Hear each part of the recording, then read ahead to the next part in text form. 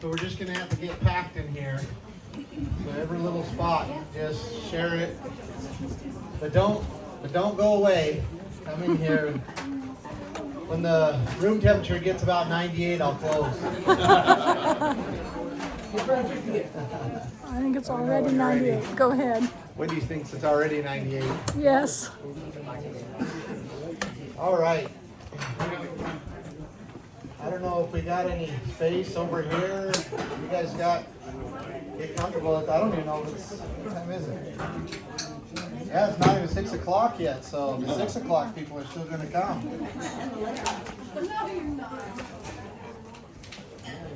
We'll get started. All right. You may not know, but my mother is from Gooding, Idaho. Yeah. Anybody here from Gooding? Or close by? Yeah. So my mother is Carol Turner from Gooding, Idaho. Keith Turner was her dad. So maybe some of you know him or not. I don't know. But I got a little bit of that Idaho in me. I want to, before we get going too far, I want to make sure that we're all on the same page when it comes to, and I'll keep looking over here so you don't get the second worst part of me rather than the first. But I wanted to see if we can't get on the same page with what freedom is. I feel like moving forward, we need to at least try to understand and get on the same page of what freedom is. So I want to ask you, you thought about it much? I mean, I know, we sing the national anthem, we celebrate on the 4th of July, we believe we send our servicemen out to fight for freedom and liberty. We feel it in our hearts, and all of us have experienced it more than most people ever have in the history of this world. But what is it? Anybody want to give it a shot? Anybody want to give what they think it is, the definition? I have mine, and of course I think mine's right. My wife says I always think I'm right, but I'm gonna try to convince you that my version of it is right, or at least correct in principle. But I want to hear what you think. What do you think? Say it again. Freedom's not free. Freedom's not free. I absolutely agree with that. The right to some self-determination. Okay, the right to some self-determination. I can't disagree with that. What else? There was some Exercise personal responsibility. exercise personal responsibility. It's good. The Constitution. The Constitution sets it forth, protects it, right? Sets the laws forth to protect it. The Declaration of Independence says that the whole purpose for government is to secure life, liberty, and the pursuit of happiness, right? So, and the Constitution sets that forth to protect that. What else? All right, I'm going to give you what I believe the definition is, and it certainly includes everything that's been said here. Freedom is the ability to do whatever you want as long as you are not infringing upon another person's rights. Okay, so let's just think about that a little bit. Freedom is the ability to do whatever you want. But you can't end there, right? Freedom is not the ability to do whatever you want, period, right? So right here, here's a good chair for you. Yep. So freedom's not the ability to do whatever you want, period, right? Freedom's the ability to do whatever you want as long as you do not infringe upon on another person's rights. Now, so let's apply that. Freedom to worship. So with that definition, freedom to worship whatever you want as long as you do not infringe upon another person's rights. So if it's worshiping humans, right? Sacrifice, using human sacrifice, well, there's a problem there, right? But if I want to worship a yellow dog, then I have that right to do that. It doesn't mean it's going to bring me salvation, and doesn't mean that it's not going to keep me from getting fleas, but I should be able to exercise that right as long as I'm not infringing upon another person's rights. Anybody disagree with that so far? Or maybe you have thought or a question about that? All right, because I want to make sure that when we leave here, we've kind of fleshed this out. So, freedom to own private property. How would we apply that? Well, to be able to do whatever you want on your property as long as you're not infringing upon your neighbor's rights, right? So, are we losing that right? Yeah, we're losing that right. We've been losing that right. To be able to do whatever you want on your property as long as you're not infringing upon another person's right. So the American dream, we've kind of been, I don't know, duped into thinking that the American dream is to come to America and get rich. But that was not the American dream. The American dream was that a person could come and where they were before being controlled by a lord or a king, and they had to pay that person to use their property. They claimed it all, and that you were just a serf on it, right? So the American dream was that you could come to the American continent and you could own your own property. You could be your own king on your own little acre, 5 acre, 160 acre, 640 acres, right? Whatever it was, you could be your own king. And that was the American dream. Imagine all across the world knowing you can come to the American continent, you come to America, and you can own your own property. Where before, you could never own it. There was always a lord or a king or somebody that was controlling it, saying it was theirs, and they would allow you to do it for, a taxes or some type of tribute. So, freedom of property and freedom to own private property. That is the American dream.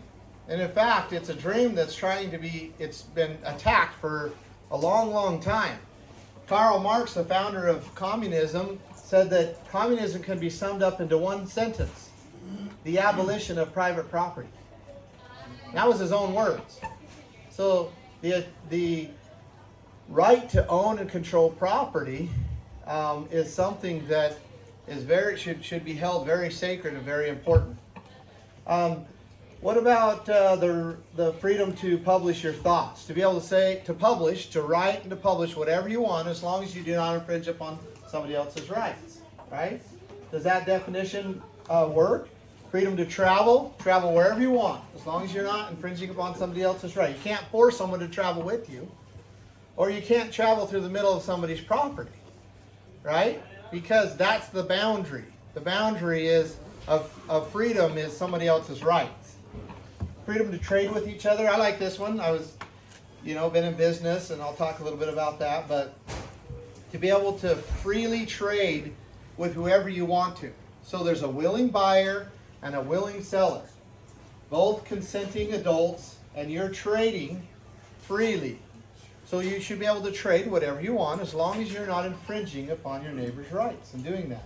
So I think you get it. Freedom to have and raise children, freedom to choose where you want to live, freedom to speak out. What do we call freedom to speak out in the Bill of Rights?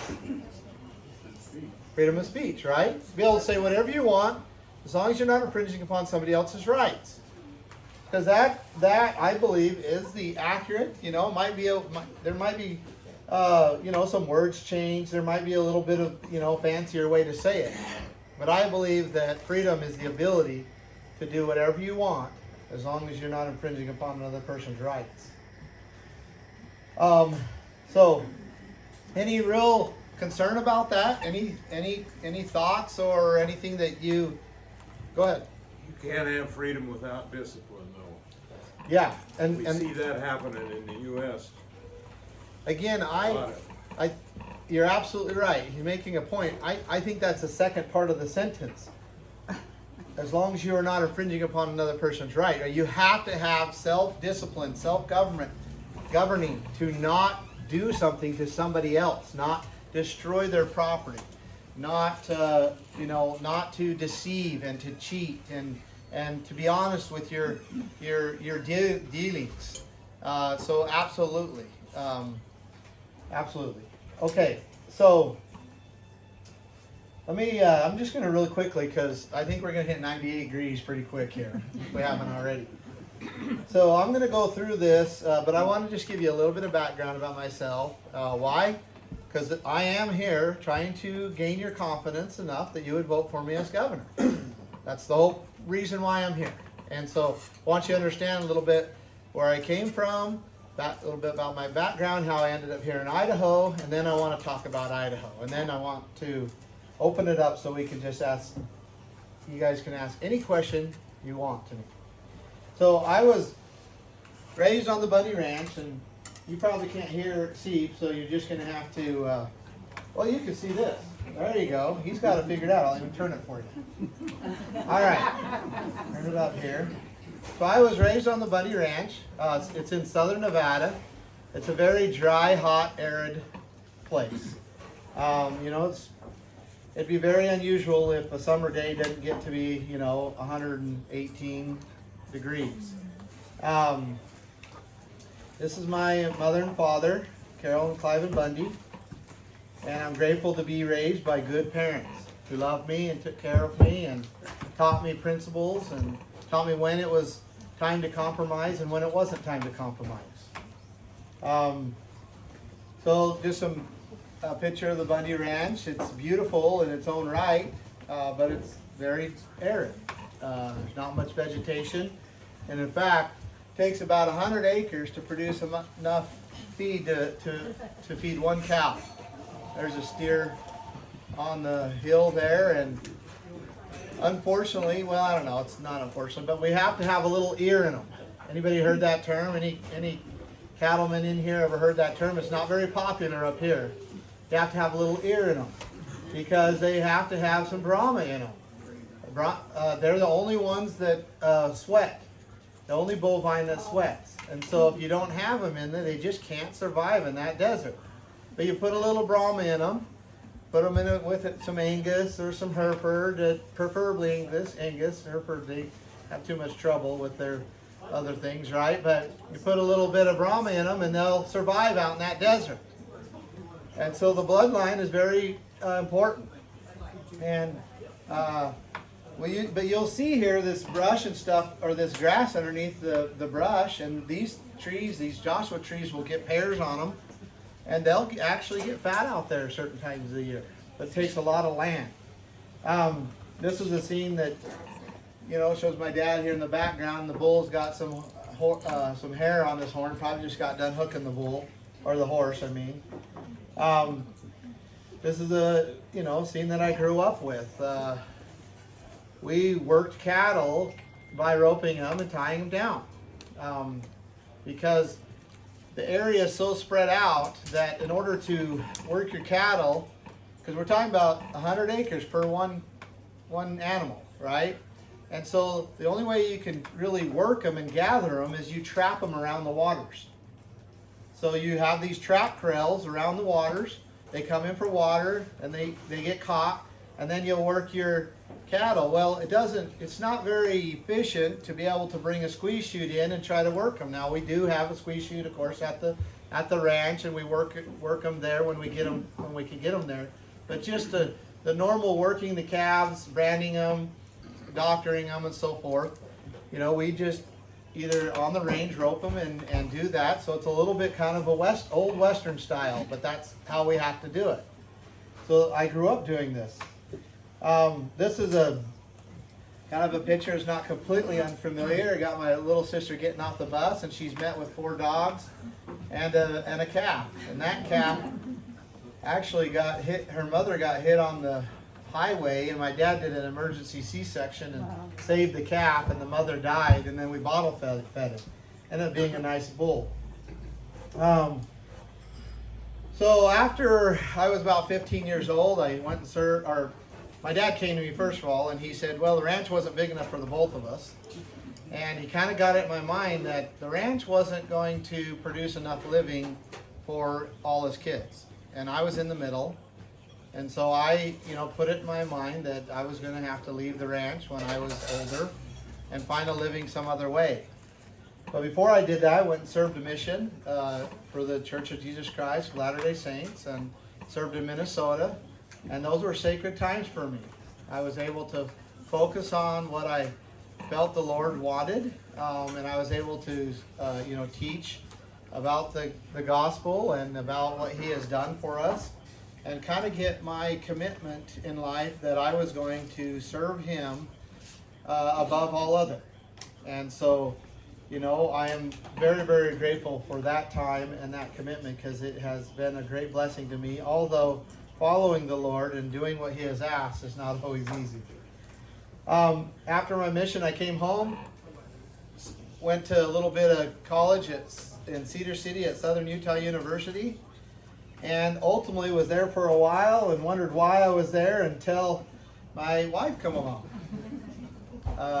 Lisa came along, and I decided that I wasn't going to let her get away, and I asked her to marry me, and we got married. And then right after that, we left and went down to Arizona, because I had started a fleet maintenance business where I was managing and taking care of commercial trucks. But Cedar City wasn't the greatest place to do it, because it was just a small town, and I thought it would put me through school, but it ended up kind of taking all my time, like businesses do, right? So anyway, we got married, and then I moved that business, and we all moved down to Arizona, down to, ultimately ended up in Laveen, Arizona, which is kind of south of Phoenix area. And we started having kids, business. Come on in, there's probably some spot to stand over here. I don't know, we're getting pretty packed back there, unless you guys are okay with it.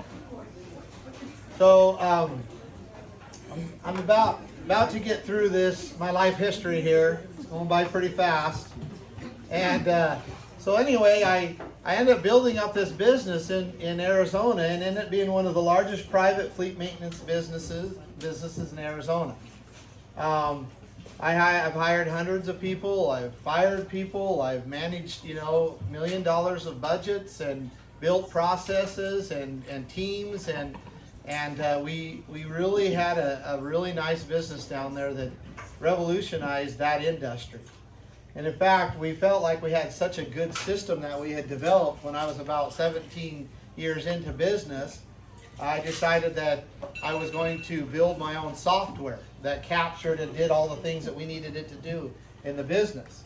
And so I put a team together, and took us about 3.5 years, and we built a fleet management, shop management software. And I began to use it in my company. I was able to use my customers as guinea pigs, my technicians as guinea pigs, office staff, and my vendors and all of that, because they all knew what I was doing, and they were all excited about it. We had a good relationship, and we were able to work this and build this thing together. And then it worked so well that I started selling it to other shops across the country. And now it's one of the leading fleet maintenance shop management softwares in North America.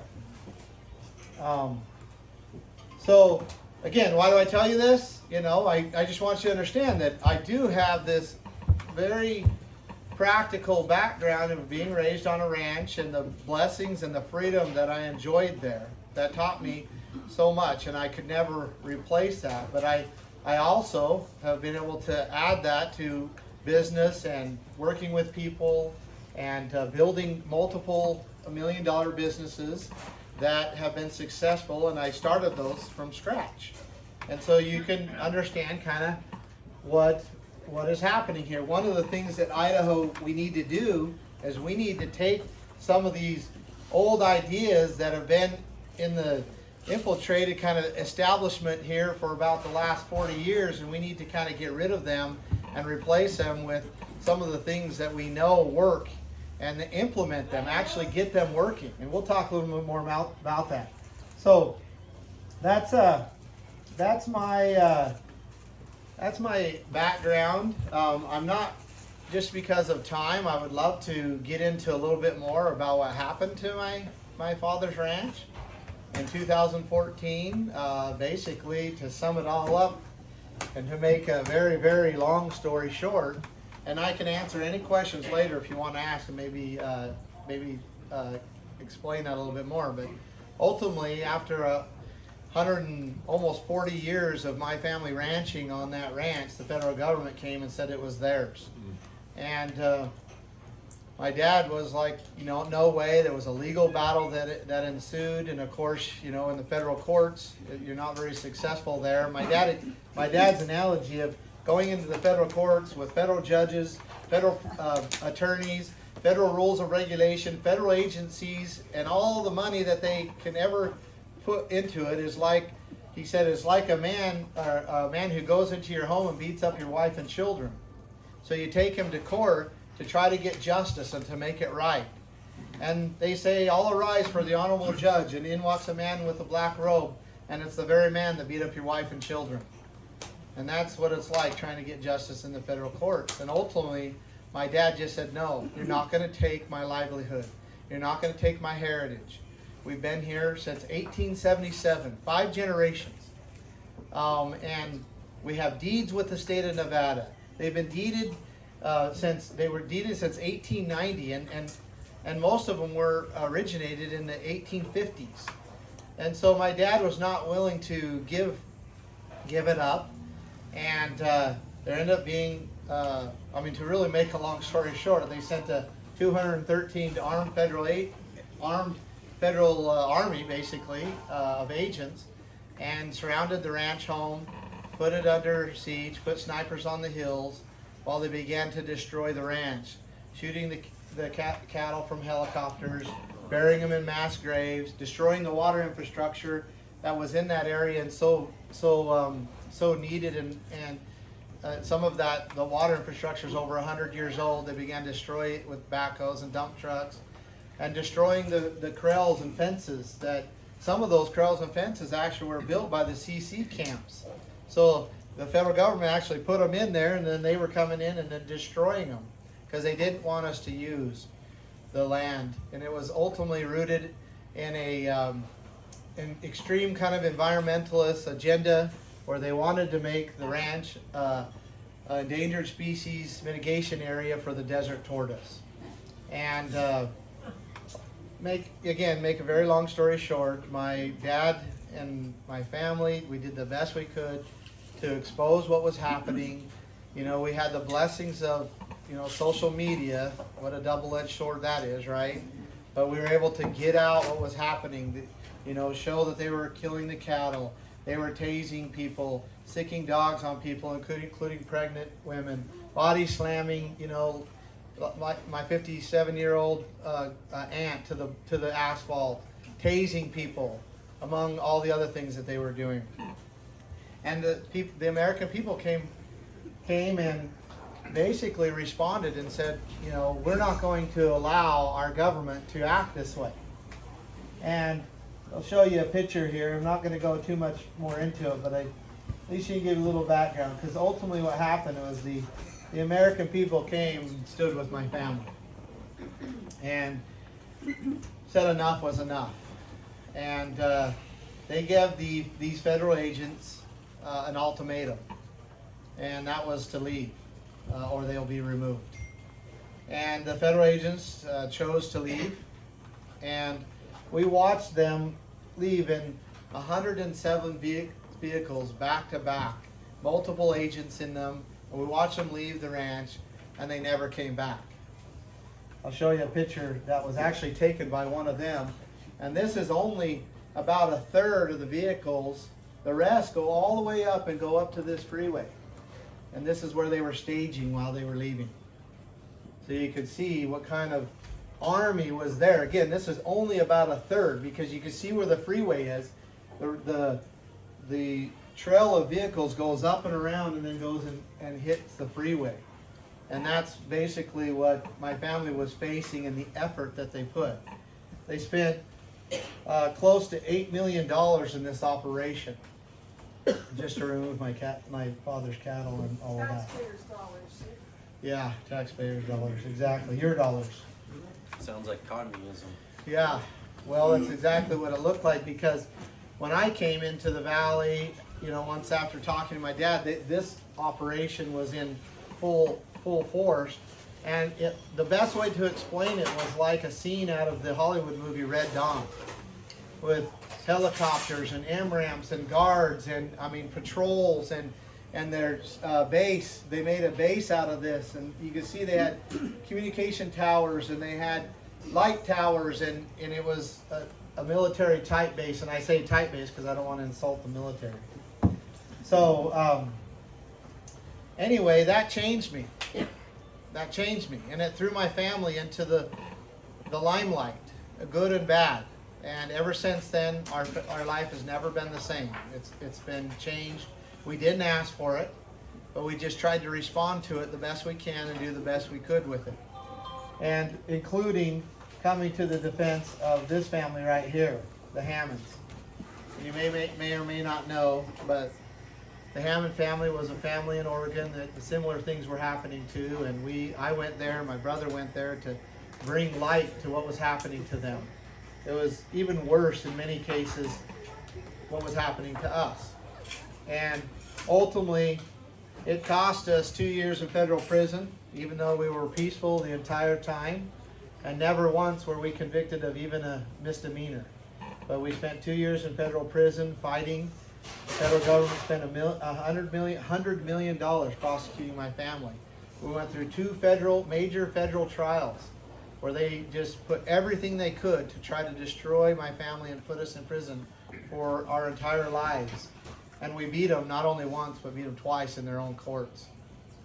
And ultimately, the Hammonds, because of what we did and the attention that we brought to the Hammond situation, ultimately, the Hammonds were able to come home because President Trump pardoned them. And President Trump only pardoned 17 people, and 3 of them I advocated for. So I even though it caused us great suffering, and the price was very, very high, it was worth it, and we were successful because we were able to get that family home. And Lavoy Finicum was killed by these people, and he gave his life in order to get the Hammonds home, and President Trump was able to take that information that that was made available to him and pardon the Hammonds. All right. So again, I'm going to give you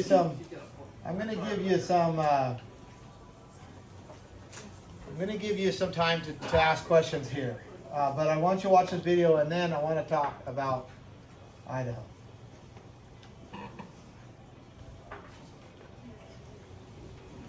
Well, maybe.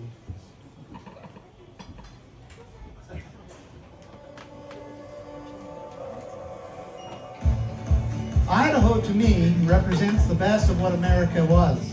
Idaho was a conservative state with traditional family values, full of people of faith who carried guns, loved the Constitution, helped each other, and built businesses by the sweat of their own brow.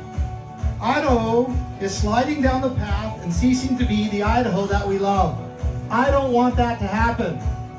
And so I'm announcing now that I will be running as governor for the great state of Idaho.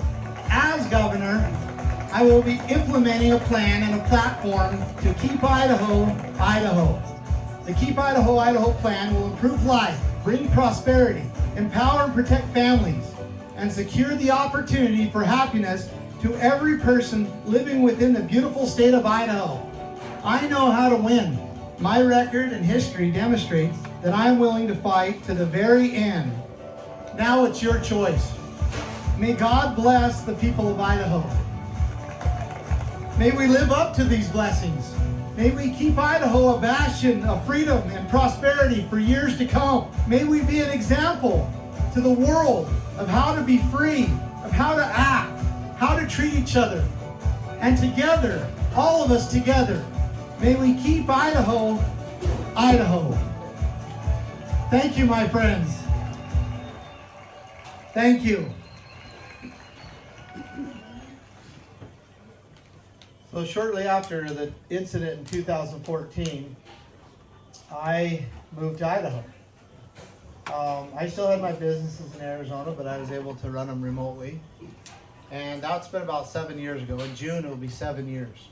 And I live in Emmett, Idaho. And I moved here because I saw what was happening in our country. And I knew I needed to be among people that would understand what liberty was, and ultimately be willing to stand and defend each other in that. And that's part of the reason why I came to Idaho. And I'm grateful I did. I'm very grateful that I was able to move my family, because the city had kind of grown up around us where we're at, and I really, wanted to get them out of that city and get them into a place where we could be around neighbors that loved each other and were willing to understand what freedom was. But let's talk about Idaho a little bit, because Idaho is in a battle for its conservative soul. Has anybody thought about that before? I mean, I know we go about our everyday lives, right? And probably pretty peaceful to be able to just go about it. And of course, everybody has their challenges and struggles. But I want you to understand that Idaho is in a battle for its conservative soul right now. And what we do right now will determine whether we become an Oregon, Washington, California, New Mexico, Nevada, Colorado. All of those states were ultra conservative states, and they've all turned liberal. And they've all now they're once tranquil, peaceful, productive communities are turning into cesspools of liberalism. And we have to ask the question, why did that happen? What's going on? And what is the battle that we're facing here in Idaho? And it is a battle for our conservative soul. And part of the reason is because of this man right here. Now, it's not just him. He's got a whole slew of buddies that they all work together. And I'm going to show you some stuff that hopefully will help you understand the danger of keeping this cabal, or this good old boys club, in control of the state government. Because Idaho was the first state to arrest people for attending church. In Moscow, Idaho, the first state to arrest people for attending church. Always trust in chariots and others trust in horses. This is the pastor.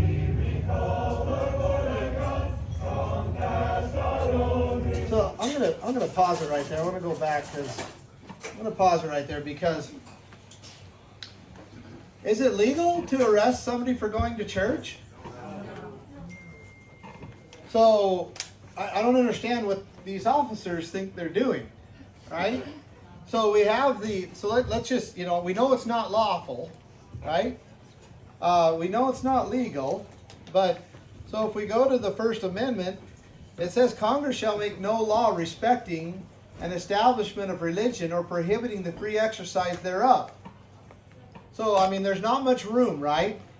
They shall not make a law respecting religion or prohibiting the free exercise thereof. That's the very first line of the very first Bill of Rights, right? Now, so maybe the Idaho Constitution authorizes it some way. So let's go here. Section 4, guarantee of religious liberties. It says, the exercise and enjoyment of religious faith and worship shall forever be guaranteed, and no person shall be denied any civil or political right, privilege, or capacity on account of his religious opinion. It's pretty clear. And then you go to the very last. So that was section 4. So the very fourth section of the Idaho Constitution. Then you go to the very last section of the Idaho Constitution, and it says this. Let's see.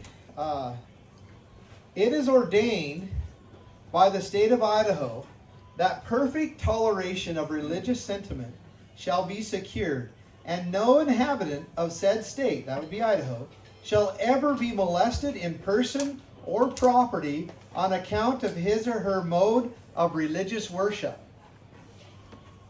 What's going on right there?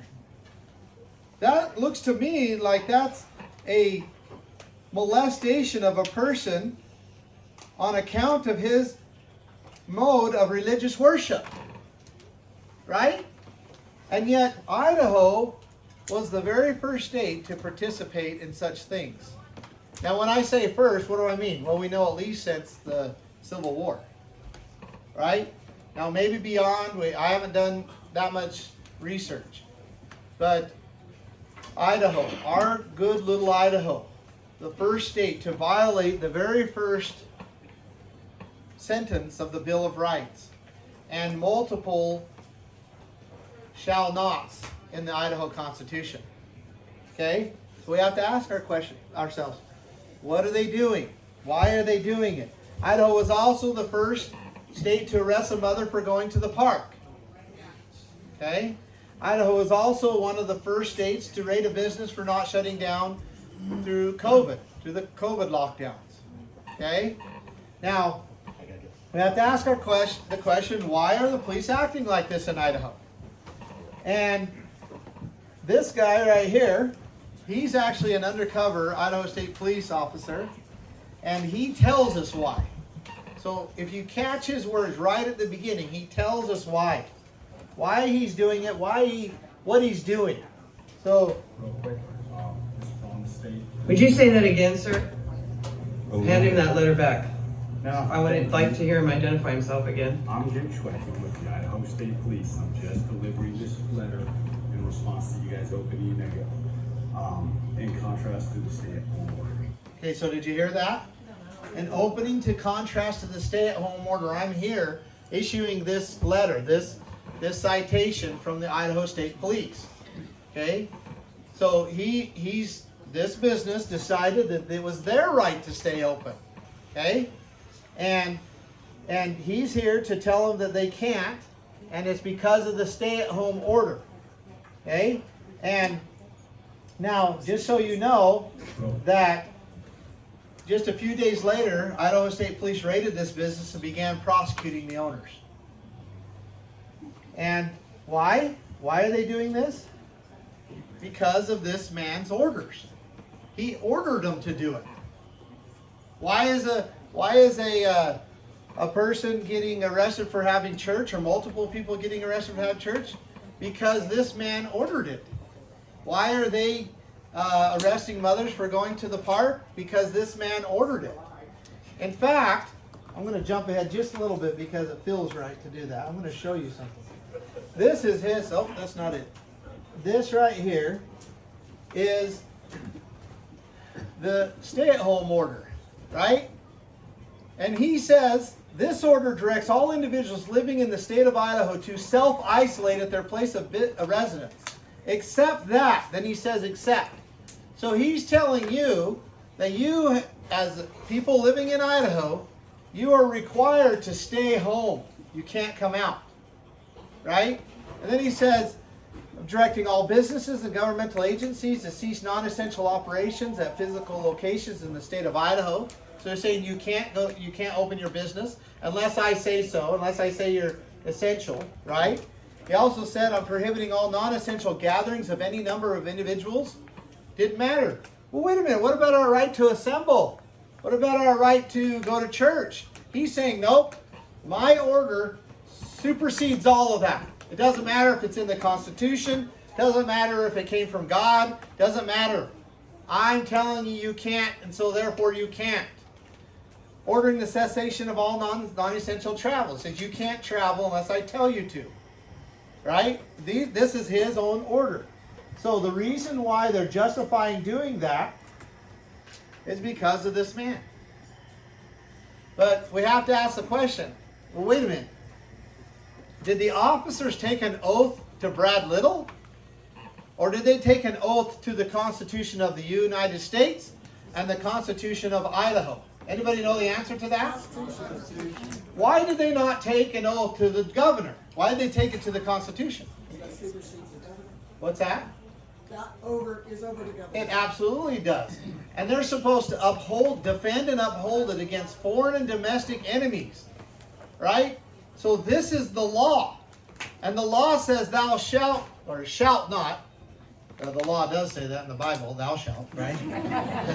But it says, shall not infringe, shall not prohibit, right? Shall not molest. That's what it says. And yet somehow, some health order, because of some emergency executive order, supersedes now the Constitution, and our officers are out there enforcing it. And it puts us as a people in a very precarious situation. Now let's talk about this, because maybe, let's just give him a benefit of the doubt, okay? Let's just say that there was such a massive emergency out there that he had to save the health and safety of all the people of Idaho. He had to do this, right? Even though he doesn't have any constitutional authority to do it, he has to do this. Well, who remembers when he first put the state of Idaho in emergency status? You remember? What? I just thought you were asking. Oh, sorry. You remember it happened, right? Do you remember what day? Anybody? So it was in March 13th, 2020. Right? He put the state of Idaho in emergency status. Now, interesting enough, that was the same day that President Trump held a press conference and announced that he was releasing $50 billion in emergency relief funds for states that were in emergency status. Imagine that. Imagine that, right? Yeah. But wait a minute. Maybe we really were. Maybe there was just, death in the streets. The problem with that is on the governor's own website, he says on March 13th, he said there's only one confirmed COVID case. So we're in an emergency. So we're in a terrible emergency, right? Because there's one confirmed COVID case on March 13th in a state of 1.8 million people, 1.8 million people almost, and he puts us in a state of emergency. Well, I don't think it was because of COVID. Maybe because it was required to get part of that $50 billion to be in a state of emergency. And he wanted part of that money. But let's give him a little bit of room, Let's say maybe he didn't. So who remembers when he put us in extreme state of emergency? It was just a few days later on March 25th. Okay, he put us in extreme state of emergency. Well, it just so happens to be that on March 25th, President Trump and Speaker Nancy Pelosi announced that they were releasing $2 trillion for states that were in extreme emergency status. Okay? And unconfirmed COVID cases were 136. Okay? So that you can draw the conclusion that you want to draw, but those are some facts of those days and where we're at. Now, let's go a little further. Let's still give him benefit of the doubt and say, well, it wasn't over money. Well, the problem with that is he actually begins to tell us why he's doing what he's doing. And he says, I'm using this authority, and this is what I'm doing. I'm going to secure millions of dollars in funds. I put the state in emergency, then extreme emergency, and they're going to give us more. And then he says, I'm using this authority right here, section 46601. Remember that. He says, I'm using to do this, to put the state of Idaho in extreme emergency. I'm using 46601. Okay? And then he goes along and he says, this is a letter to President Trump, and he says, thank you for bringing $2 trillion or making it available, and we've received $1.25 billion so far, and we're looking forward to more coming. And then he says here in this executive order, this is very telling. This is Executive Order 2020-07. And I assume, because I don't know exactly, I think I'm right though, that 2020-07 is the 7th order in the year of 2020. Okay? Well, he tells us here, I'm establishing a process to evaluate and implement federal coronavirus funds. And then he says, I issued a proclamation on March 13th declaring a state of emergency. I issued a proclamation on March 25th declaring a state of extreme emergency in the state of Idaho. And then he references Chapter 6, Title 46. That's that same 46601. And then he says, whereas Congress has passed and President Trump has signed 3 legislative packages that provide state funding in response to COVID-19. Whereas I anticipate additional congressional actions on federal relief packages to states regarding COVID-19. So he's like, all this money is coming, and we're anticipating it. We're setting ourselves up for it.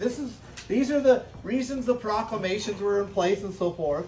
And then he says, now therefore, I, Brad Little, Governor of the State of Idaho, do hereby order the creation of a COVID-19 Financial Advisory Committee comprising of members appointed by and serving at the pleasure of the governor. Right? So he's saying that, he's making it very clear, we're going to get all this money, and then I'm going to select my buddies, my friends, just a little handful of them, and I'm going to appoint them, and then they're going to serve on this committee at my pleasure, and we're going to decide how the funds get spent. Okay?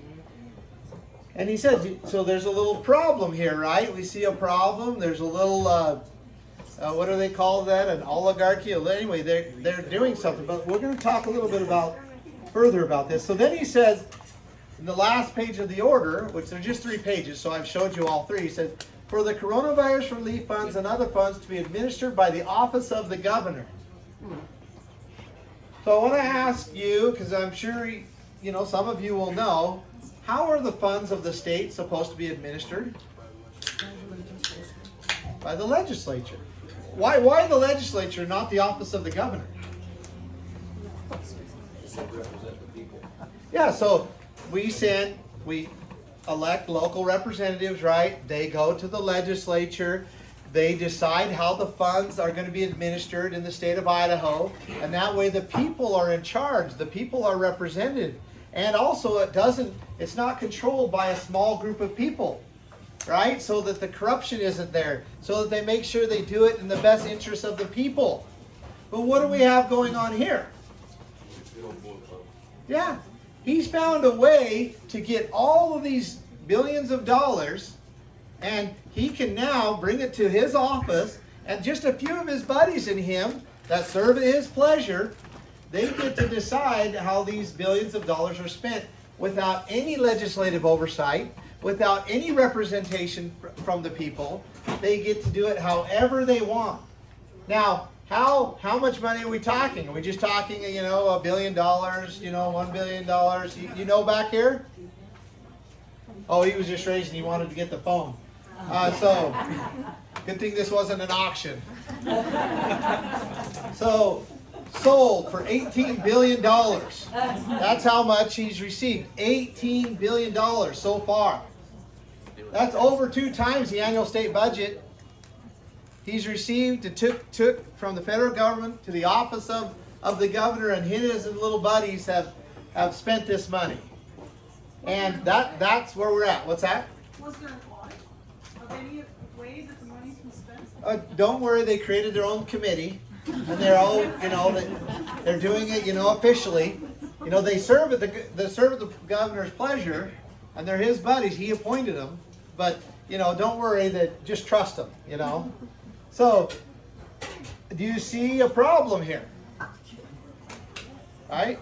He has consolidated the powers of the people into his office. And he's got a lot of money to do it. Okay? Now, if that was it, so the legislature, if that was all he had done, I'd say let's correct it and then let's move on. But that's not all he did. And I'm only going to be able to touch a little bit, but I want you to understand these pieces. So, do you remember that Title 46, Chapter 6? 46-601 I was telling you about, says authority of the governor. This is what he's saying he's using as the power of the statute. Well, if you look down here in Section 2, it says, during a period of state of extreme emergency, the governor shall have complete authority over all agencies of the state government, including all separate boards and commissions, and the right to exercise within the state all policing powers vested in the state. So what did he do? He took control, complete authority over all agencies of the state government, including all separate boards and commissions and all policing power. What did he do? He just consolidated all the power of the Idaho state government under his control. And then he consolidated all the money that was coming, billions of dollars, over 2 times the annual state budget, into all his office. And now he has all the power and all the money to do whatever he wants. What do we call that? We call it a dictatorship. And that's not a hyperbole. That's just the facts. Right? It was Madison that said that when all the powers of government are in one body, that is the very definition of tyranny. When all the powers of government in one body. Another term for that is a dictator or monarch or an oligarchy, where a small group of people control all the powers. It is not a free government. It is not our government. It is not what our young men and young women go to fight for. It is not what we believe in and what we sing about. It is not that. It is not what we stand and cover our heart or salute when we listen to the national anthem or sing the national anthem. That is not the form of government that we believe in, we understand to be free. In fact, it's a different form of government. It's a dictatorship. What kind of form of government is our government? It's a republic. It's a republic, a constitutional republic. And we call it, so we say republic, the founders called it a republican form of government. It's the same thing, right? In Article 4, Section 4 of the United States Constitution, they put a provision in there in case somebody tried to do what Governor Little has done in Idaho. And they say, the United States, so that's the United States government, shall guarantee to every state in the Union a republican form of government.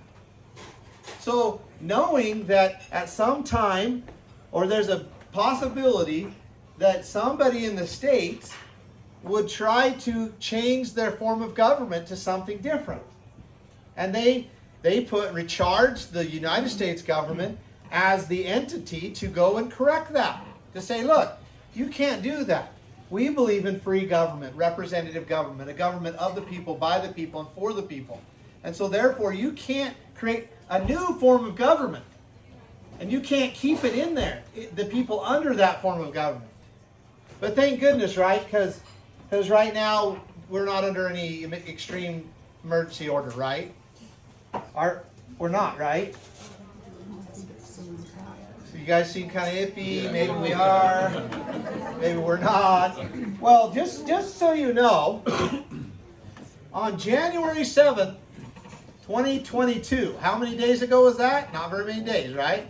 A month ago, the governor made a proclamation that says that a state of emergency described in Section 46.1008 in Idaho Code exists in the state of Idaho. He wanted to make sure that you knew, all of us knew, that we were still in an emergency order. We were still under a state of emergency in Idaho. He wanted to make sure this year. So let's talk about this. I'm going to open it up, and you guys can ask any question you want. You can ask about my history. We can ask about how, ABC loves me, MSN, CNN. You can ask that. You can ask about what we talked about here, and let's have a conversation because this is just a drop in the bucket of what has gone on, but this is kind of one of the most concerning parts of what they have done and what they must think about you, the people. So right here and then right here, right here. What's your response to these police agencies that carried out these orders for him? Well, I have a love-hate relationship with the police. Of course, I understand. I love them when they protect my rights. I honor them. I know we need them. I know it is important that we have them. But they must uphold their oath, or the very purpose in which they have been put in power becomes an actual danger to the people. And so, I believe that the safest form of policing and the safest way to police is through the sheriff. Why? Because we have recourse if he gets out of line. But the state police, the federal police, and even the city police, we don't have that recourse. What can you do if the sheriff or any of his deputies get out of line? What can we do? Elect somebody else. That's right. We can recall them, elect somebody else. We the people hold the sheriff accountable. Well, wait a minute.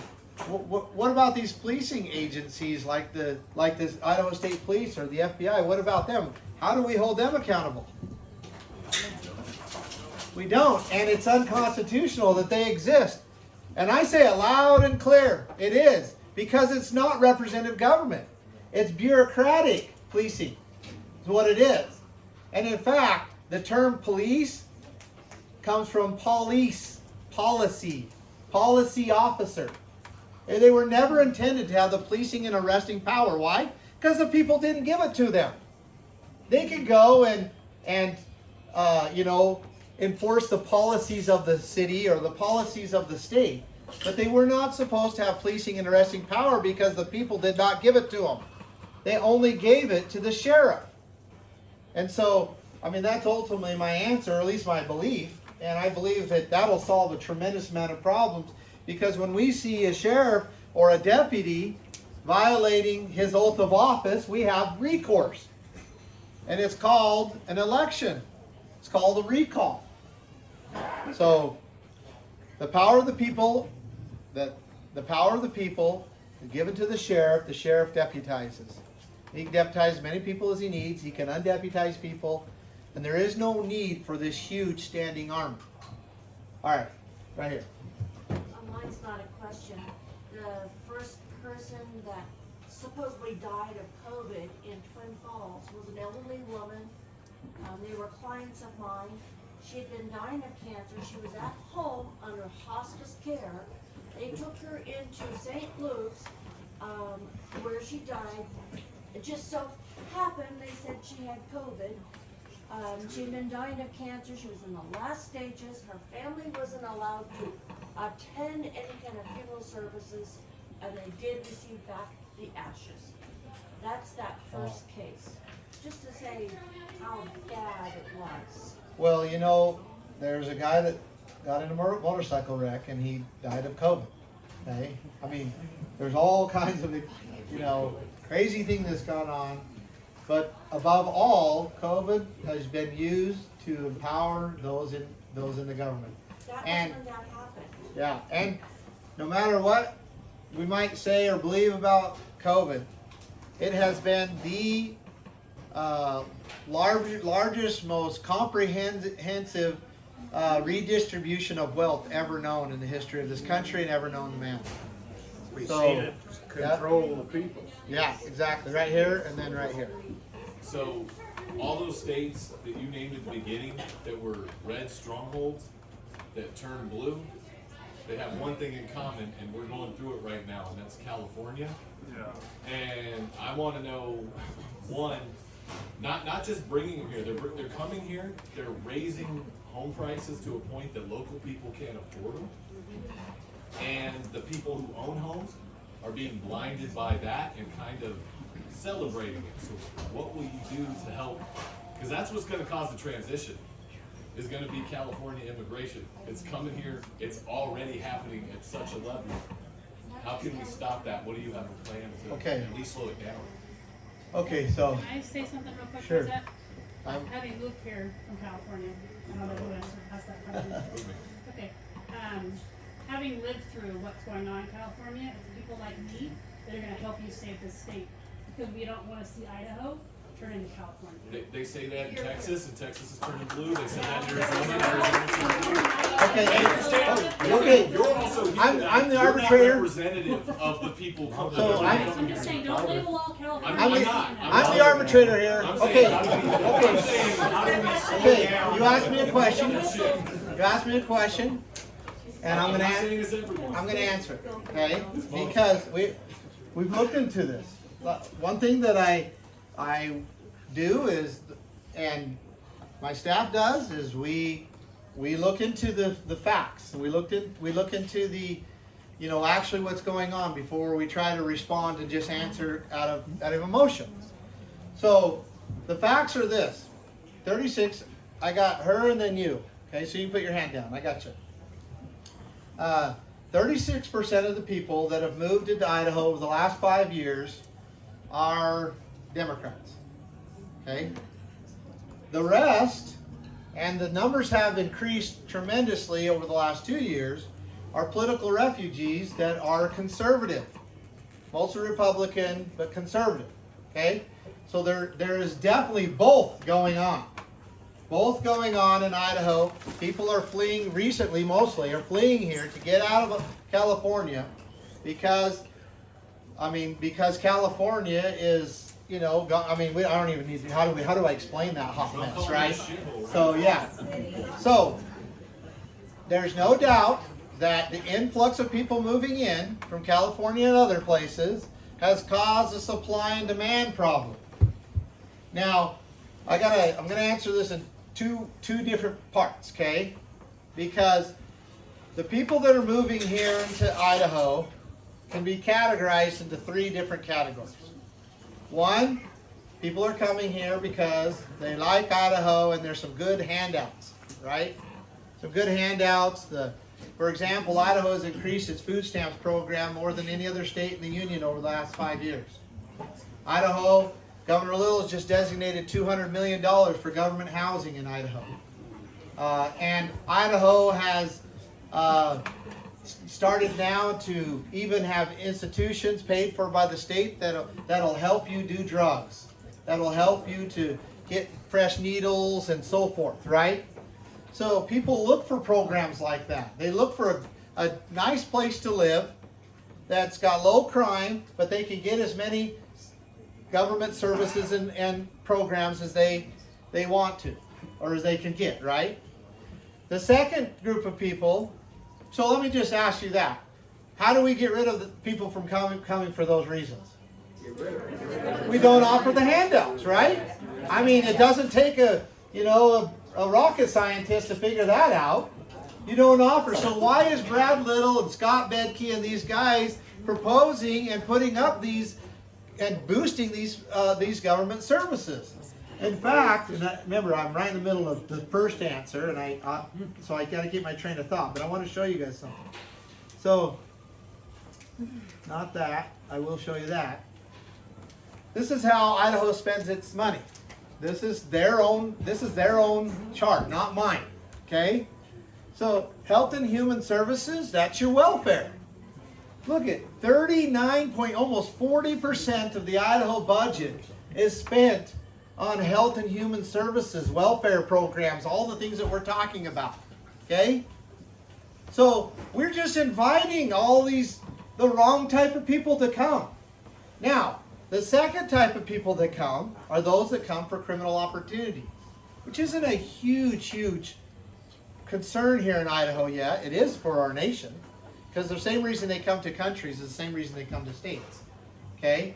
They come for criminal opportunity because they see a government who will not protect the people, or a people who will not protect themselves. Like in California or Portland, where you can go into a business and if you steal something under $950, you can't even call the police. So that just attracts criminals, right? And what does the people in the state have to do to make sure that those type of people don't come?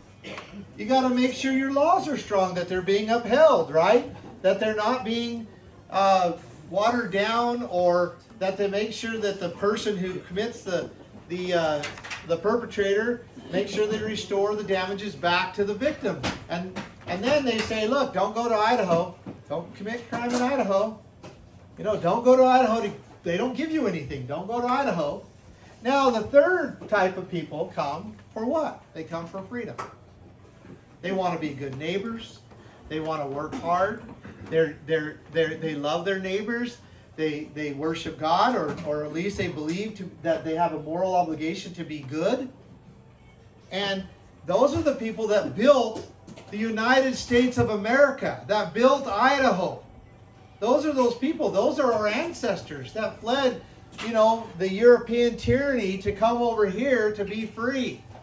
And those are the people that we want. Okay? Now, there's a problem. We have a supply and demand problem with our land, with our homes, right? So, and I'm going to show you part of why that problem is happening. But it's because there's so many people coming. But imagine this. The freeway's full of people leaving and going to Oregon because they want food stamps and programs and all of that. Leaving. Those type of people leaving. And then the other people coming. Right? Coming here. Imagine what that would build, what that would create in Idaho. It would create the strongest people in the entire world, right? That love God, that are freedom-minded, that want to work for their living, do not want to live off the sweat of somebody else's brow, but their own. It would create that environment in Idaho, right? But yeah, we still might need more houses. So I want to, I got to get back to my other part here. Give me just a sec. So let's, I want to, and I haven't forgot that I have your question and your question, but I want to propose or show you something here. Because remember, we have an affordable housing crisis here in Idaho where, young people or people who didn't own homes before this cannot literally own a home. And that's not okay. I mean, it's not okay. I have a young daughter, my daughter who just got married a couple months ago. She's 19. And yeah, they're going to school and it might be a little bit before they're ready to buy a home and all of that. But right now, if you look at the median income of Idaho and then you look at the housing cost, they will never, ever be able to own and afford a home. Ever. In Idaho. And so we have a major supply and demand problem. So let's talk about what's causing that supply and demand problem. Do we know that 61% of the land mass in Idaho is controlled by the federal government? Right? It's actually 63, but you got to cut out the military bases and the Indian reservations and it ends up being 61. Because those are constitutional, right? One's done through treaties and the other one's done through the Constitution. So imagine, so we're talking about just under 33 million acres that is being controlled by the federal government. Now, if we can get access to this land, we can start helping the supply and demand problems that we have. Because there's another factor here. Where are we building our houses on right now? What are we building our houses on? On our farm ground. That's right. Idaho's #1 industry is agriculture. And because of this reason right now, this issue, we are building and destroying our #1 industry in Idaho because we're landlocked. We can't build. And so this is an issue. Now there's other problems that this causes. So first of all, affordable housing crisis. Second of all, we're building on our agricultural land.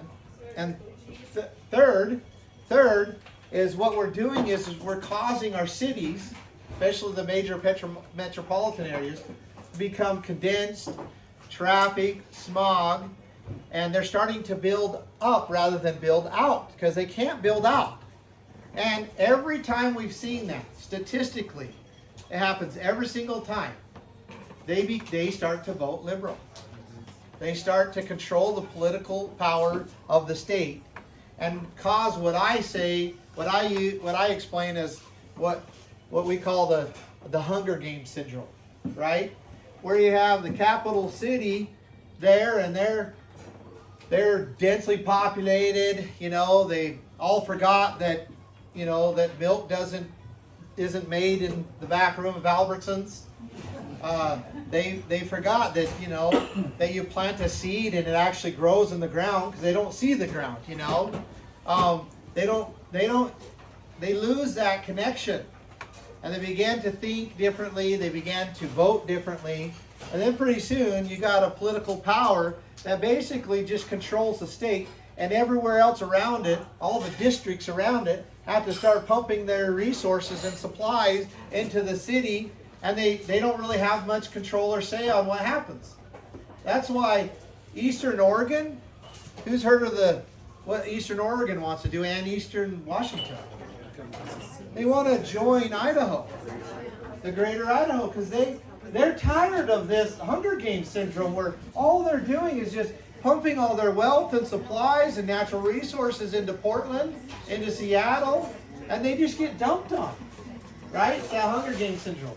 And a large reason why that happens is because we're being shoved down into these cities, into these dense. your children can't make a living out here, right? But what if they could, if they had land where they can expand farms, begin to log or mine or use it in other ways? And that is what the land and the resources is for. And so one of the things I will do as governor, I will fight this battle. I will fight this battle, and I believe I can win this battle, along with your support and a lot of good people that I believe need to be also put into the seats of government, like a good attorney general who will fight beside me, right?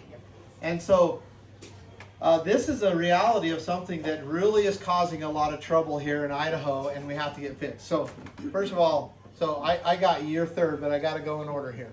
Kind of back to what you said on Shane class today. I don't know if anybody else caught that with ISP and the sheriff's office. If you were able to combine the two, remove ISP, Idaho State Police, and have it with the sheriff's office only, how would that work? And has any other state done that? Has any other state removed state police and gone back to the sheriff the way it should be? I don't know that any other state has done it. As a governor, you're highly motivated not to, because you lose that standing army that you can direct and order, but it's not the proper way. So what she's talking about is the actual dissolving the Idaho State Police into the sheriff's departments, which is something I've been vocal about doing. There's no reason why they can't handle everything that the Idaho State Police does on a sheriff's level. None. There's no reason. But what it does is it protects the people from, a standing army that our founders warned us about so much. Okay, right here, and then right here, and then I'll go back to you. Okay, so I just have a couple of things. Oh, she wrote it down. Hey, you got to give it to my campaign manager. She's got to approve it. And then... To start with, the people that moved here from anywhere else, and you move here and it's like a breath of fresh air, and you're like, oh my God, it's so good here. When you go to the polls, you need to vote every single person that's in office out of here because they're selling us down the river. Look up Mike Simpson, he's bulldozing dams in northern Idaho. Every single one of them stands with Biden. Look their voting records up. I know that you're governor, but Bedke's bad news. He tried to hang Priscilla Giddings on a minor thing. Look it up. Amen. Okay. When you first moved, you're like, oh, I just wanted to stay the same. It's so great. They're turning it now. It's happening right now. Okay? Idaho has closed primaries. And what they are doing to people like you in Ketchum and in Boise, the Democrats re-register as Republicans in primaries because you can only vote in your party. They go and they vote for Little, and then they go back and they re-register as a Democrat when it comes time to vote for the governor. You need to know that because this is almost unwinnable against people that will do that, and that needs to stop. It needs to be open primaries. Yeah, if Governor Little wins the Republican primary, then the Democrats will have two candidates in the generals. Yeah, exactly. So I want to know the thing. I have an issue with the federal land because of what went on when they had the land over on Lake Payette. Our governor and Lawrence Watson and two others, who I've forgotten who it was part of it, tried to make a land trade with Trident for lumber, logging land up in northern Idaho, and they were going to sell down the river, prime real estate on Lake Payette, straight across from McCall. And that deal didn't go through because the people in McCall stood up and went and fought that. But that's what's going on when that land is owned by the state. I'm not sold on the feds owning it either, but there's got to be a solution here. Well, there's a solution, because that's not what I'm proposing. Okay, but I'm just saying, Yep. You got to be careful because you may not always be governor, and they're trying to sell off this land. They tried to swap the land, and it didn't appraise out. Shock, shock, at $3,000 an acre on Lake Payette. Yeah, so let me I'm writing a check for that. let me give just a little bit of relief on that, because we also love to hunt, hike, fish, and camp and all of that, right? And so we need to preserve land. We're talking about 33 million acres, right? So we need to preserve a bunch of this for multiple use land, which is to hunt, hike, fish, camp, but also to graze, to log, to mine. Because all of that was always done together, right? Where do most of our hunting roads come from? They come from logging, right? And it's always worked together in multiple use.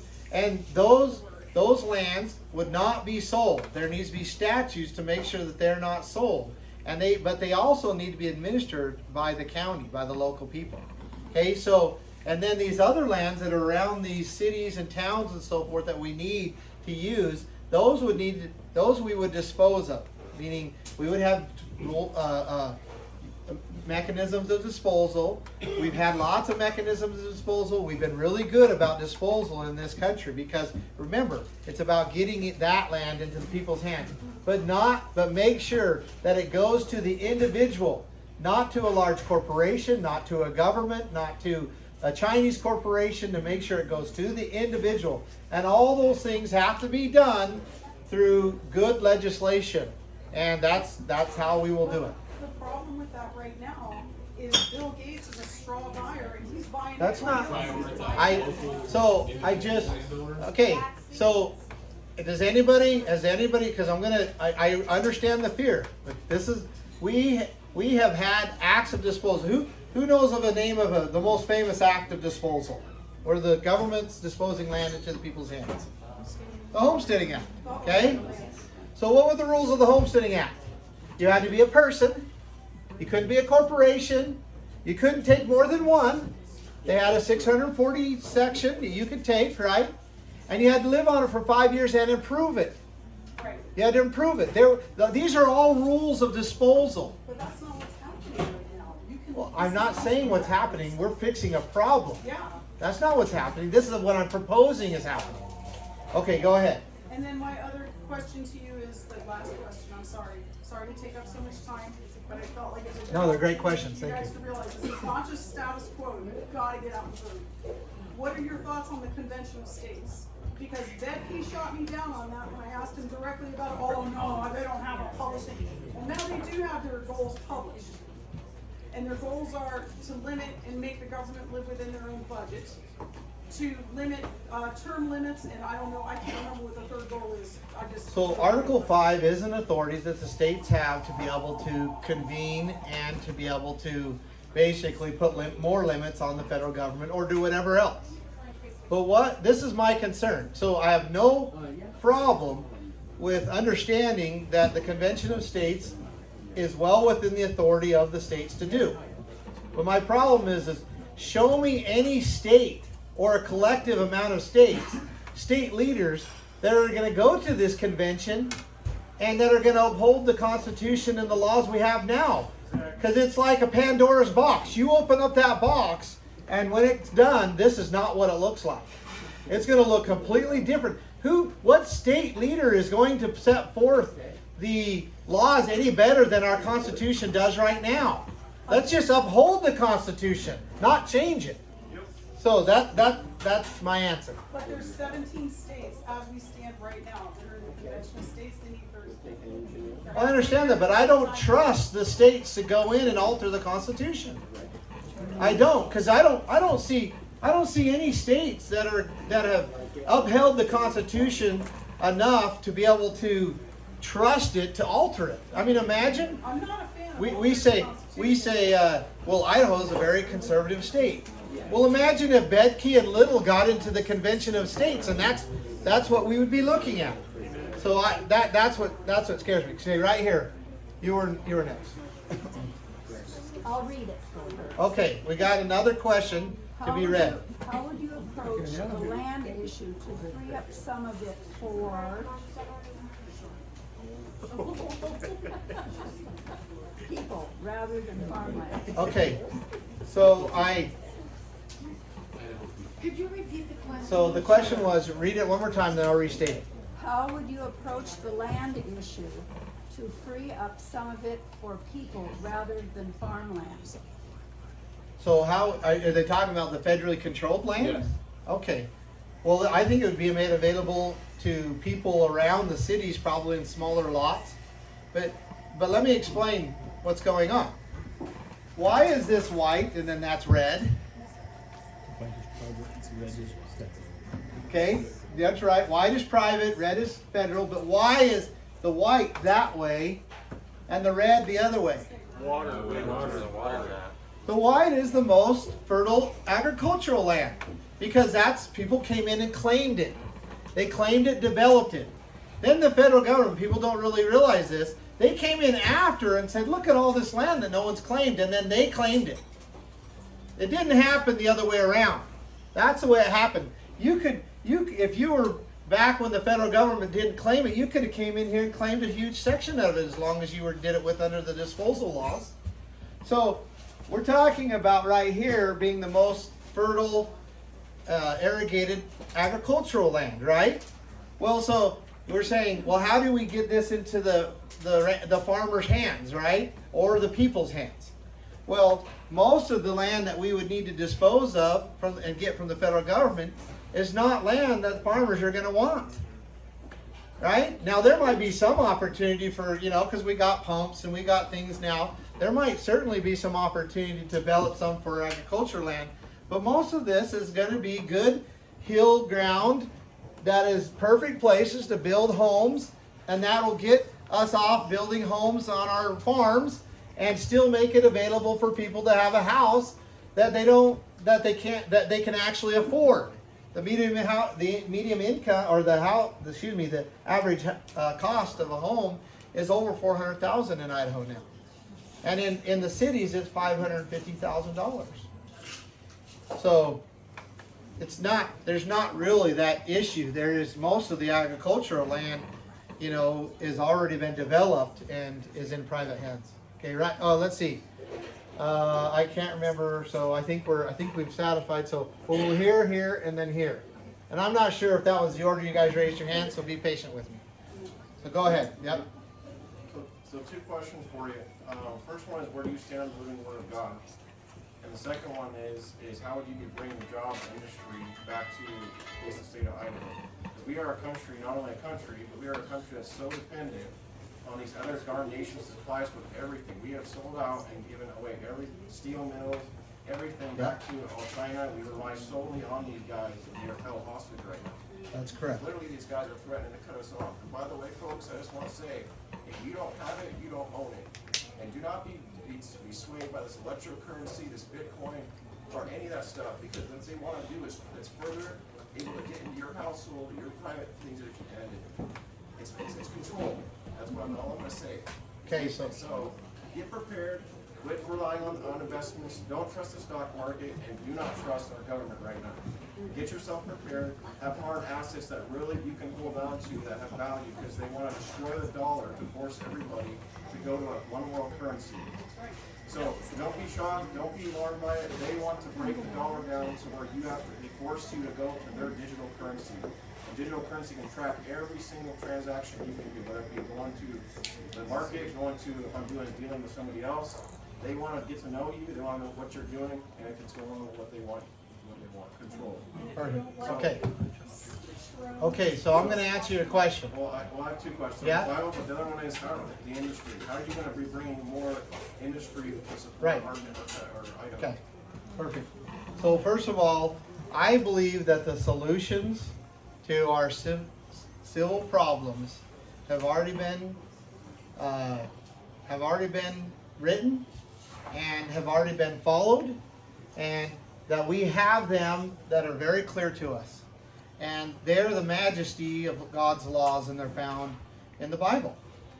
And you can go from anything to your relationship with your neighbors, to how our penal system is supposed to work, to how our laws are supposed to be judged and enforced. All of that is found within the pages of the Bible. And I'll give you one little example, and then I'm going to answer the industrial part. In the Bible, and any righteous civilization has followed this. And in the Bible, the penal systems, right, are not supposed to be systems of incarceration. They're supposed to be systems of restitution. Yes. So any righteous civilization does not put their people in prison for long periods of time. They don't. There is no hardly prison systems in a righteous civilization. What happens is, if, let's say I damaged you, I did something, I stole something, the law is supposed to find the perpetrator and require me to give back the damages. That's what the law is supposed to be according to the Bible, a system of restitution. Our law does not do that right now. Our law puts me in jail and the victim never gets paid back. I become a criminal because I learned it into prison. And you, the taxpayers, or all of us pay an extreme amount of money to fund it all. And it's absolutely contrary to the way the Lord set forth His laws. That's just one example. All our civil problems can be answered in the pages of the Bible. So, second, and I got to be fairly quick here because I think we've reached 106 degrees.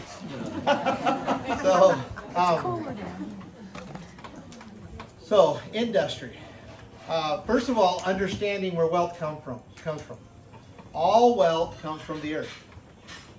Right? All wealth comes from the earth. And that is why, one of the reasons why this is so important.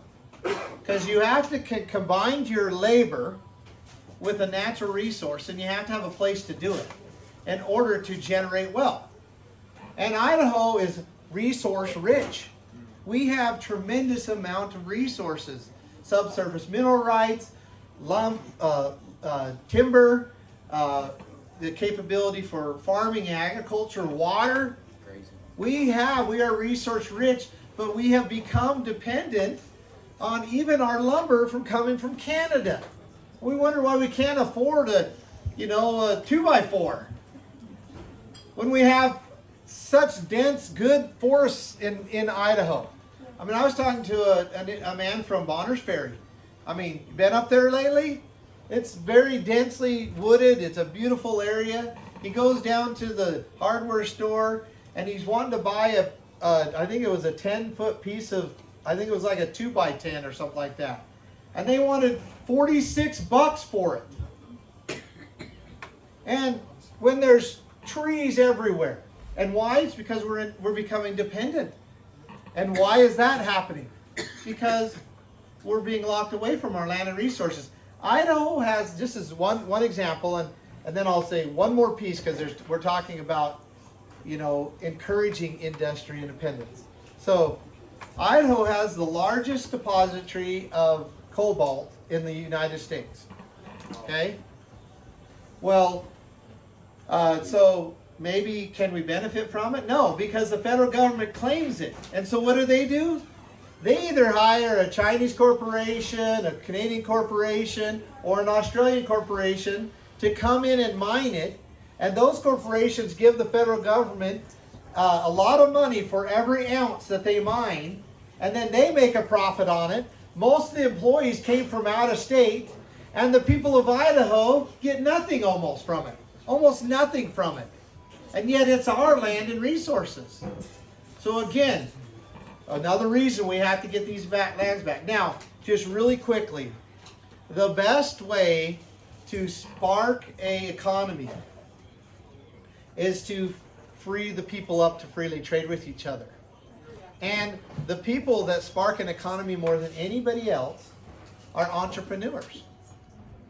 When it comes to job creation, when it comes to development, when it comes to wealth, when it comes to developing and using these natural resources and making them available and benefit to people, entrepreneurs are the number one way to spark an economy. Small businesses, which typically have an entrepreneur in them, are the second. And then later would be like your large corporations coming in and manufacturing. But if you look at like Brad Little's, what does he call it? I think he calls it Buy Idaho, I think is what he calls it, or something like that. If you look at that, it's all about bringing these large corporations in. Well, they really are not good. They're fine, you bring them in, you lower the tax, you bring them in, and they'll provide, some good jobs. Most of them aren't that great, but they really statistically do not spark an economy like we believe we can have here in Idaho. So we take back our natural resources and we free people up to freely trade, and we create an environment where small businesses and entrepreneurs can flourish. And then watch out what happens to Idaho. The wealth, the medium income, everything will skyrocket, which brings the problem. People want to move here. So anyway, that's my answer. Long answer. And then we got here and then here. Yeah, I'm a fourth generation San Franciscan, don't know me, conservative, and I know how dangerous the Democrats are there. Trust me, they're very bad. But I want to talk about. Hey, hold your, because you butted. I know you didn't mean to, and I can't wait to hear your question. But I promised this guy and then this guy and then you. You're pointing at me. I'm sorry. I know. From here, you're fine. You're going to be the third in line right now. Okay, right here, and then right back here. I think that's what it was. Go ahead. Yeah, go ahead. I think it was go in the back there. One of the concerns that I have is the fact that, as we can see in America, they're the same as with Idaho. You're fighting an establishment. You have the media that covers things up fairly. It's always biased, it's slanted, you got an uphill battle. And I hate to go back to that old thing of, oh, well, if you vote for a third party, you're throwing your vote away, right? I don't believe that, but I want to know what your strategy is, how you're going to, other than this, I mean, this is great, this is awesome, I love seeing you, but how are you communicating with people to gather the amount of support that you need to overcome this establishment, and how can we help you? So, this room's packed, right? And each of you need to go out and talk to 10 more people. I'm going to be in Twin Falls next week on Wednesday, and you can bring them there and I'll present similar to what I've done here. And this is what we've been doing all over Idaho. We've been packing rooms, we've been talking to people, they've been going out and talking. Then when we come back to that area, it's packed even more. We are winning this battle. Our momentum is tremendous. We are winning this battle. And you know, we hope that it's very clear when it comes time to make that decision that we're in head. That's where we're ahead, and we're very, very pleased with where we're at. So everybody needs to go out. VoteBundy.com. You need to subscribe to my email list at VoteBundy.com so that I can communicate with you, let you know where I'm going to be, so I can send you the videos and the information, and you can spread them out. And that's how we reach people, doing exactly what we're doing here. And we do this almost every night. Almost every night. Okay, right here and then right here. So, 20 miles to our east, every other Wednesday, a man comes from Oregon and ends up collectively performing just under 200 state-sanctioned murders on babies every year. That was the first item on your mailer that you sent out. I'd love to hear how you're going to deal with the abolishment of abortion in the state. I sat in the office of our Attorney General, and everyone is just afraid of getting sued. And at some point, it takes someone that's willing to say, we're not killing babies here. Absolutely. So I guess the question is, how are you going to do it? Because I've been being promised this for longer than I've been alive. Politicians have been saying, we're going to end abortion, we'll stop it, we'll slow it down. And we got half our country debating on whether you can kill a baby after it's been born, so it's not working. So thank you very much for bringing this important, most important topic up. I cannot be a governor and be responsible for the death of one baby. I can't. I will not bear that responsibility. I will not answer to the Lord for that. And so day one, I will declare through executive order, which I'm not a fan of executive orders, and I believe that they're limited. But on day one, I will declare that life begins at conception. Amen. Now, what does that do?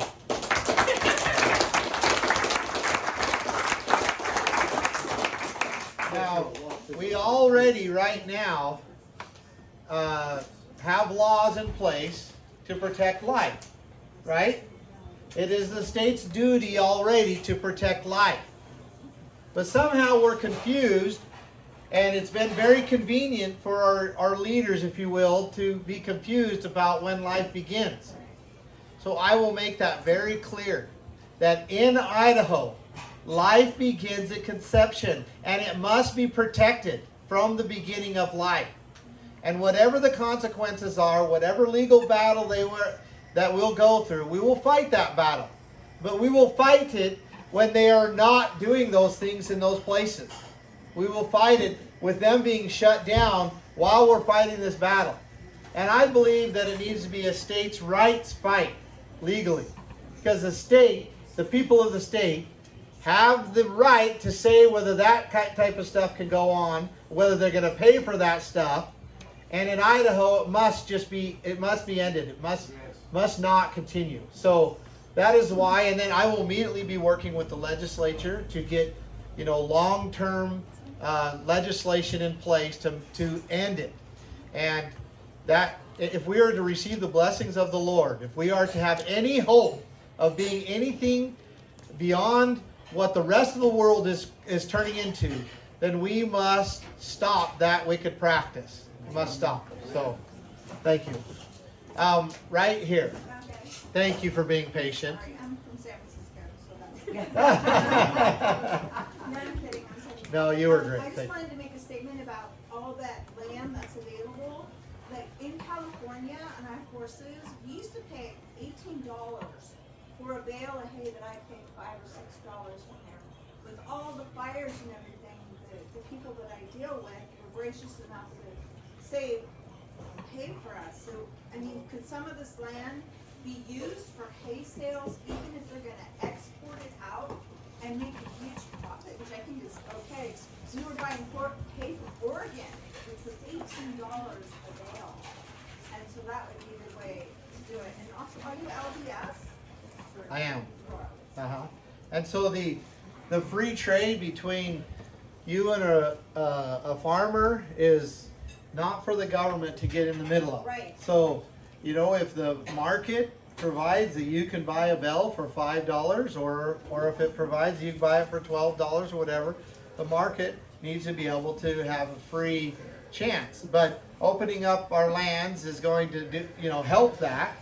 Also, you brought up a good point. Why are our forests burning up every year? Why are our hills and mountains burning up? It's because we don't use them. It's because the federal government has restricted us from using them. And Tahoe, when I was a youngster, like 15, 16 years old, going camping, we used to collect the debris on the ground. That's right. For our fires, and then the environmentalists came in That's and right. said we can no longer do that, and that's why California and Tahoe and everything went up in flames, because they didn't let you collect. Yeah, you're right. The environmentalists are anti-human, Environmentalists. and they are anti-human. I mean, I'm not going to go explain why I say that, but they are anti-human. Why would anybody want to remove a dam? Because they want to create a disadvantage for mankind. Why would they want to stop you from using the forest? Because they want to create a disadvantage for mankind. Why do they stop farming, agriculture, all the things that we have put in place that make this earth better and increase and benefit the wildlife? It's because it's a theology of extreme environmentalists where they want to create a disadvantage for mankind because they want to balance the species. $10 million they spent in San Jose to stop the new freeway because they were worried about a freaking fly. Yeah. All right. So, no, I wish you were making up. Okay, so we're going to need to wrap up here in a little bit, but we're going to do the answers. But I got right here, and then right here. And I think you raised your hand earlier, so thanks for being patient. And then we'll kind of wrap up. I'll say a few things, and then we'll get out of here. So right here first.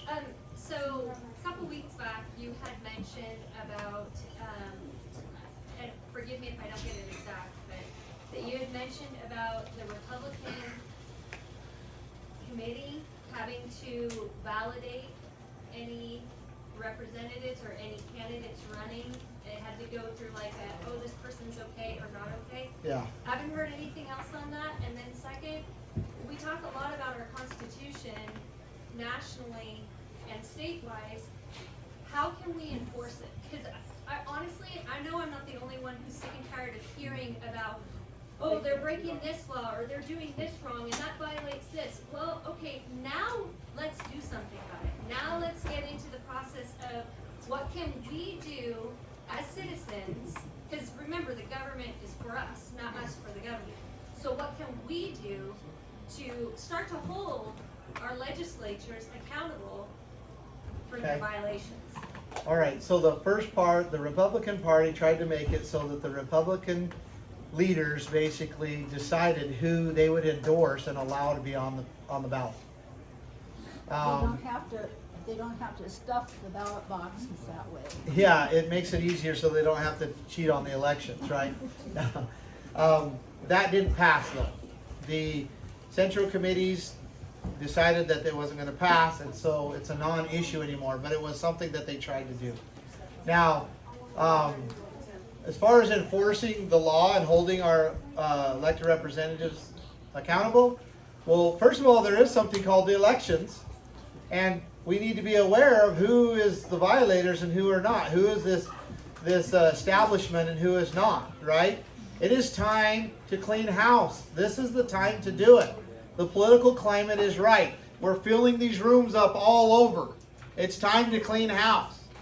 And they've had control of the Idaho government for 40 years. And yet we still have abortion. We still have government spending out of control.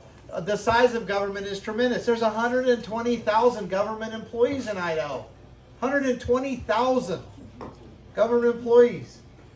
So it's time to clean house. It's time to start actually implementing conservative values in our Idaho government. And it is not going to be easy. As soon as you start taking a government program away from people, what do you think those people are going to do? They're going to scream. As soon as you try to diminish the size of an agency, jobs in an agency, what are they going to do? They're going to scream. They're going to try to use the courts. They're going to try to say this. But I just want to say, one thing is I'm pretty used to it. I mean, I'm pretty used to it. I'm going to fight these battles, and it is going to be a fight. But I'll give my life up for 4 to 8 years to fight these battles so that I can say I did all I could and possibly pass this beautiful thing that we call liberty onto our children. And I hope that we can do that, because I want them to be free like I've been free. I truly want it. All right, right here. In the unlikely event that you don't win the primary for governor, what's your personal backup plan? Well, I'm going to say this. I promised the voters of Idaho that I will not let Brad Little go uncontested in the generals. And that's all I'll say on that matter. Okay, what else? There was someone else had a hand, and I'm out of, right here. Sorry, man, how could I forget? So, my family and I came and listened to you in Twin Falls probably about a month ago. And we walked out of there just like in love with everything you said. And I was on social media, woohoo, had my daughter holding down the Bundy governor, flag. And this guy sent me a video. And it concerns me. I know your history with law enforcement. But I have several friends also that are concerned that your past could influence the future of law enforcement in this state. And it's the only thing that keeps me from giving you my full support is I'm worried that you could, maybe not support law enforcement the way they should be supported. And I didn't know anything about the whole Idaho State Police and the sheriff thing. I hadn't heard anything about. So let me make sure I understand, because I think we can probably get on the same. Do you support law enforcement that surrounds ranches and puts the families under support or under threat, and that destroy and take helicopters and shoot cattle from the air? I Do you not, support? Okay. I worry about officers who have a hard time, just like everybody who's being. So let me answer your question. Okay. So let's go through, because I think that's a legitimate concern, right? So, but let me just go down through this, and then hopefully you can understand my response. But so you don't support officers who go and arrest people for having church? No. Do you support officers who arrest a mother for taking her kid to the park? No, I don't support the action, but I support the fear that they feel of losing their job because they're being told to do something by their superior. Okay, but what did they just take like an people getting a oath vaccine. to? What did they Well, take I an oath to? understand that, but is Okay. the Constitution going to pay their bills? I'm not saying that they should be able to So do those they things, but where do we fix that? this is a good point. So they should, for money, violate the Constitution? Okay, now I understand. I'm being a little hard on you. I'm gonna answer your question, but I'm gonna go through. So you don't support, or you do support officers who raid businesses for not breaking the law. I don't support that Okay, practice. you don't support them. Neither do I. Right? But you would support an officer who would come and defend your home against a criminal. Yes. Right? You would support the law fine when someone, say, steals or murders or hurts the law, an officer of the law, finding that person and bringing them in to be for justice to be administered to that person, right? Right. Okay, so so far we're on the exact same page. Okay?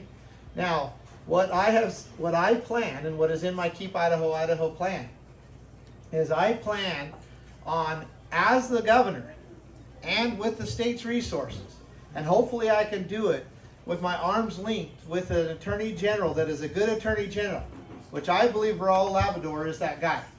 Okay? With my arms linked with them, I plan on making either law or at least through the executive powers that I have, making it so that I back up an officer who says no to a superior and yes to his oath of office. Right. So that he knows that the governor and the state of Idaho will back him up if he says no. When he's told by a superior to go arrest those people for going to church, right? And he says, no, I will not do that because I took an oath. And it says that I can't do that. And they try to take his job away, the state will back him. The office of the governor will back him. And hopefully the office of the attorney general will back him. And it will be something that all of the officers of Idaho will be able to go, look, I believe now that I can stand, even though they should be willing to do it on their own, right? But they will know that the state of Idaho backs them when they uphold the Constitution, when they uphold their oath. And there's nobody that has done that. I do not believe that just dumping a whole bunch of funds into any agency is a wise thing to do. I believe that giving them the power where they can actually do the things that are right are the things to do. And so that's what I plan on doing. And yeah, there's videos out there. I have a love-hate relationship with I think one of them was talking about how the dangers to our liberty is not coming from Black Lives Matter. That was the video. Well, let's think about that.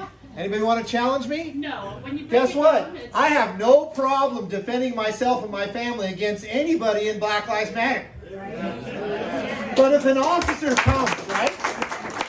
But if an officer comes to my door and I try to defend myself the same way I would against Black Lives Matter, I can't do that. I'm not allowed to do that anymore because the system literally would destroy my life if I even have my life left. So it is much, and history proves, the danger comes from out of control bureaucracies that are their policies are being enforced by law enforcement. And that's why I say those things. That's why I say, look, you must be crazy if you think that Black Lives Matter is more dangerous than an out of control law enforcement agency. It's not even comparable. And that's what I say. So people will spread those videos out and make it look, they'll give you like a little one section and it'll say this, but there is, because even at the ranch, and I didn't get a chance to go through this because I just don't have the time to go through all of it. But what happened there was this huge standoff between the people and the federal government, these federal quote-unquote law enforcement agencies. And the people said, look, you leave, that's basically what ultimatum you have. And there was like this stand until, guess what happened? A sheriff deputy came in the middle of us and demanded that the federal government, the federal agents leave. And they obeyed him. And so it was a constitutional a sheriff, a deputy, holding the power of the people that ultimately broke the backs of these federal agents. And it was amazing to see. So there's not a lack of understanding of the need to have our law enforcement and the need to enforce law. I mean, how can we curb those who would come into this state for criminal opportunity if we don't have good, correct law enforcement? But the problem is, it is like a fire. George Washington compared it to a fire.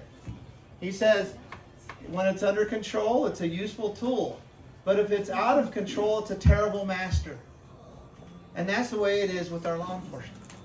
So, you know, I think we're on the same page. I really, really do.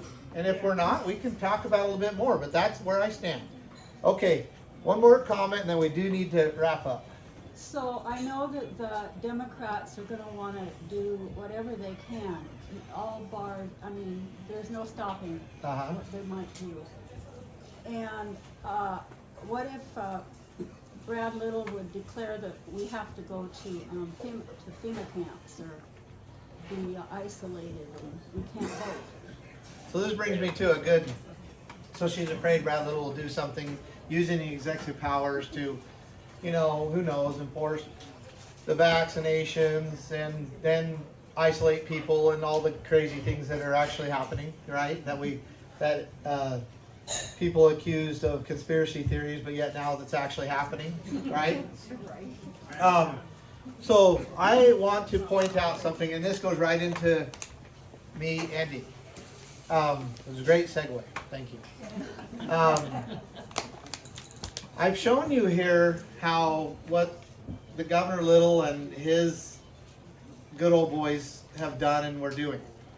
And I only showed you a little bit. But what we noticed was governors all over the United States doing the same thing almost at the same time.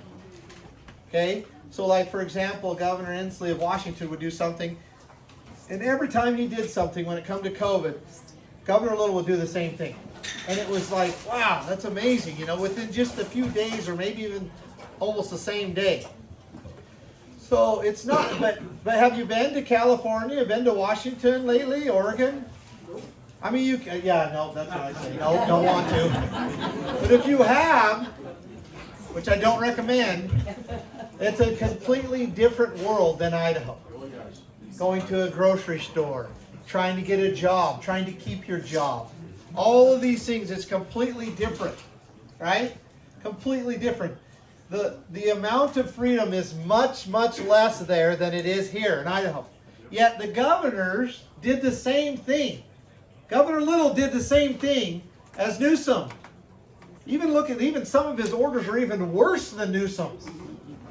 He did the same thing as Governor Brown, Governor Inslee, Washington and Oregon. He did the same thing.